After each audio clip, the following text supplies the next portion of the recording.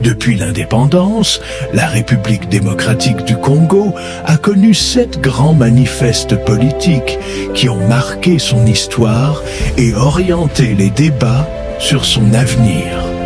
1. Le manifeste de la décolonisation du Congo belge, inspiré par le plan de 30 ans de Van Bilsen en 1955. 2.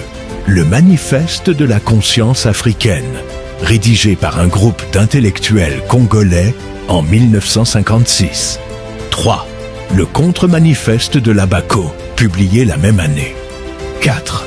Le manifeste pour la révolution populaire de Pierre Mulele et Théodore Bengila en 1963. 5.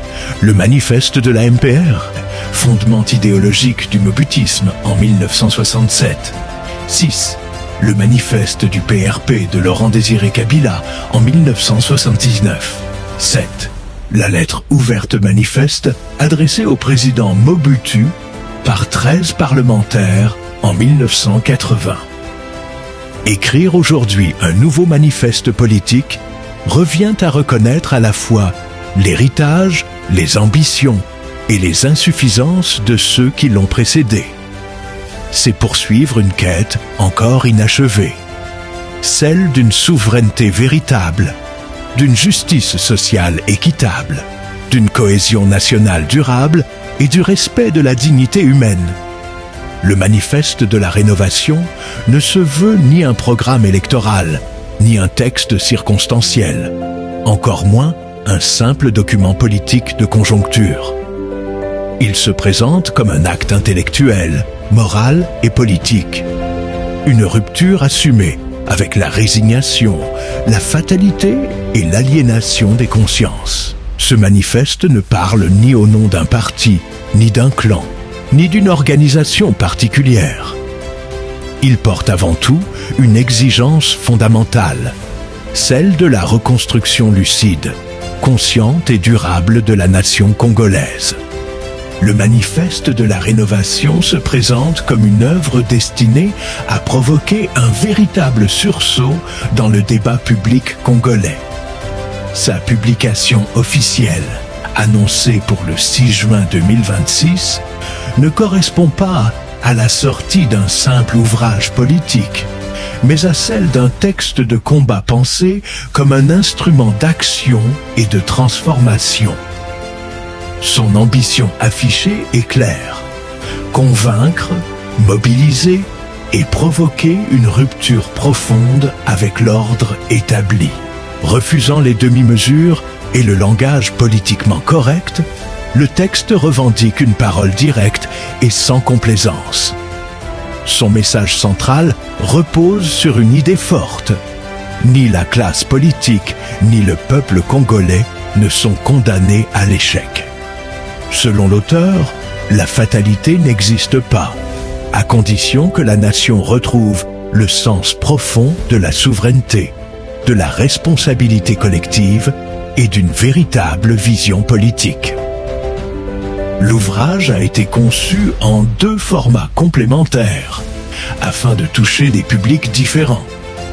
La version intégrale, 285 pages, constitue le socle analytique de l'œuvre.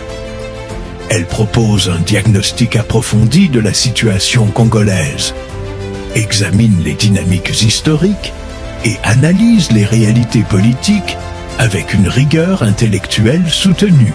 La version condensée, 39 pages, se veut plus directe et orientée vers l'action immédiate.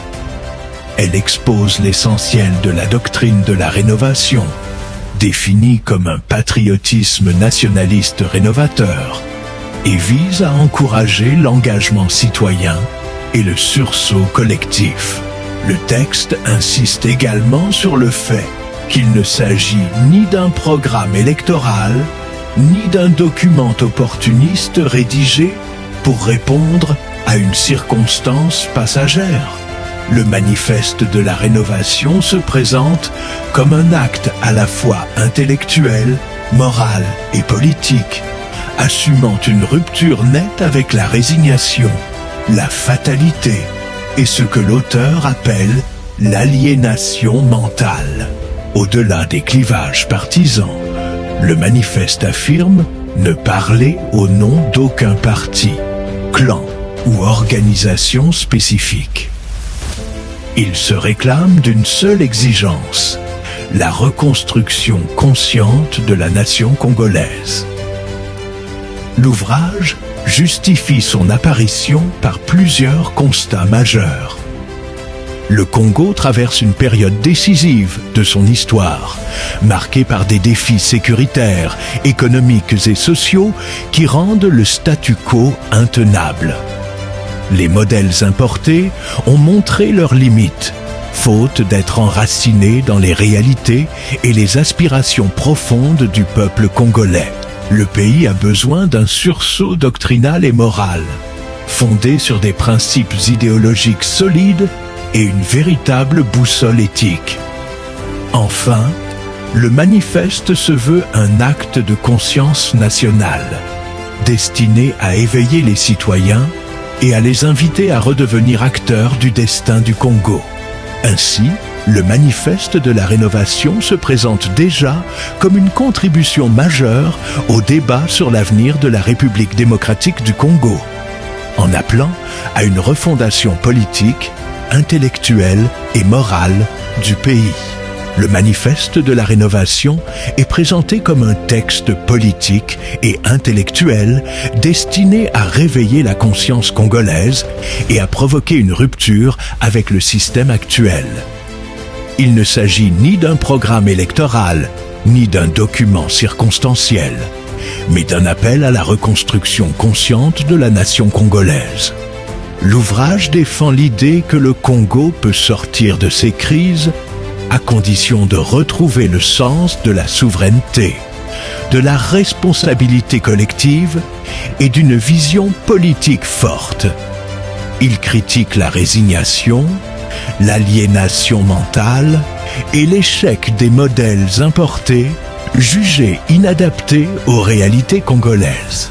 Le manifeste existe en deux versions. Une version intégrale de 285 pages, centrée sur l'analyse et le diagnostic du pays, et une version condensée de 39 pages, davantage tournée vers l'action et la mobilisation citoyenne autour d'un patriotisme nationaliste rénovateur. Enfin, le texte se veut un acte de conscience nationale dépassant les clivages politiques, avec pour objectif principal de susciter un sursaut moral, intellectuel et patriotique afin de refonder l'avenir du Congo.